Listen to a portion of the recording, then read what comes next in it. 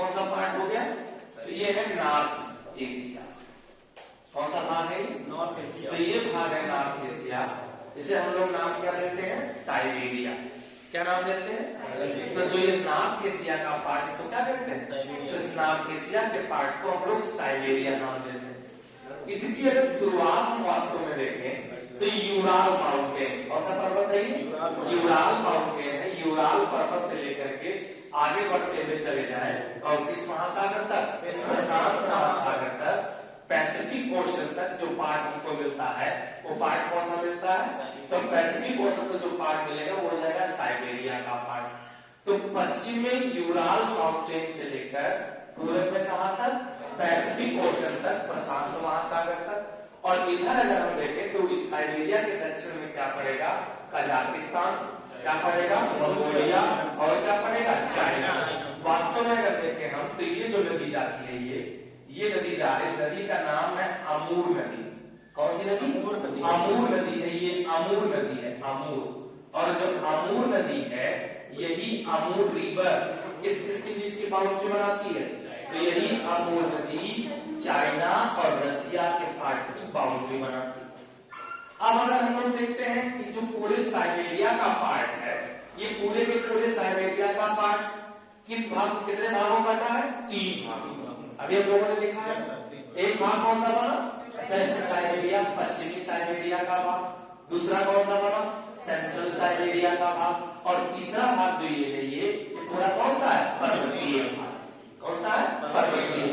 तो देखते हैं कि जो वेस्ट साइबेरियन प्लेन्स है, पश्चिमी साइबेरिया का मैदान है, ये किन दो नदियों के बीच में है? ओब और एनेसी। ध्यान समझना, ये साइबेरिया की मेन नदियां कौन कौन सी? ओब और एनेसी। तो ओब और एनेसी के बीच में कौन हो गया? West Siberian Plains. कौन हो गया? वेस्ट साइबेरियन प्लेन्स, पश्चिमी साइबेरिया का मैदान। फिर एनेसी और लीना, कौन सी? एनेसी और लीना के बीच का जो भाग है, ये कौन सा है? सेंट्रल साइबेरियन प्लेट्यू है, मध्य साइबेरिया का पठारी भाग है। कौन सा? मध्य साइबेरिया का पठारी भाग। फिर इसके बाद आगे बढ़े लीना से लेकर के प्रशांत तक, तो ये पूरा का पूरा पार्ट कौन सा है? ये पूरा का पूरा पार्ट जो ये माउंटेनियस पार्ट, किसका पार्ट है? Mountainous part. अब यहाँ की मेन नदियां कौन कौन सी हो गई? ओब, एनेसी और कौन? लीना। अब जरा देखो, जो ओब है, ओब की सहायक नदियां हैं टोबोल और कौन सी है? इर्तिस। ये लिखा हुआ है। और कौन सी है? टोबोल और इर्तिस। टोबोल और इर्तिस आगे बढ़ करके जाती है, आपस में मिलकर किसमें मिल जाती है? ओब। फिर ओब जाकर के कहां गिरती है? कारा सागर। कहां गिरती है? कारा सागर। ऐसे एनएसी की बात करें तो ये जो नदी जा रही है, ये नदी है एनएसी। एनएसी की सहायक कौन कौन है? अंगारा, पथरीला टोबास्का और कौन सी? लोअर टोबास्का। तो ये जो अंगारा है, पथरीला टोबास्का है, लोअर टोबास्का है, ये किसमें मिलती है? एनएसी। और एनएसी भी किसमें गिरती है? कारा सागर में। किसमें गिरती है? कारा सागर में, यानी कारा सी में गिरती है। फिर इसके बाद अगर लीना की हम बात करें तो ये बैकाल के निकट से निकल के जाती है। और पूरे विश्व में खारे पानी की सबसे बड़ी झील, बात करना, सबसे विश्व की सबसे गहरी झील कौन सी है? बैकाल। कौन है? तो विश्व की सबसे गहरी झील कौन सी है? तो सबसे गहरी झील है, उसका नाम क्या है? बैकाल। इसी बैकाल के निकट से कौन सी नदी जाती है? लीना। और लीना के समानांतर एक पर्वत श्रेणी है जिसका नाम है बर्फोयास रेंज। क्या नाम है भैया? बर्फोयास। और याद रखना, जो बर्फोयास रेंज है, ये पूरे पृथ्वी पर सबसे ठंडा स्थान है। किसको छोड़ करके? तो पोलर रीजन को छोड़ करके। इसलिए बर्फोयास को बहुत अधिक ठंडा होने के कारण ही क्या कहा जाता है? पृथ्वी का शीत ध्रुव कहते हैं। क्या कहते हैं इसको? इसी को पृथ्वी का शीत ध्रुव कहा जाता है।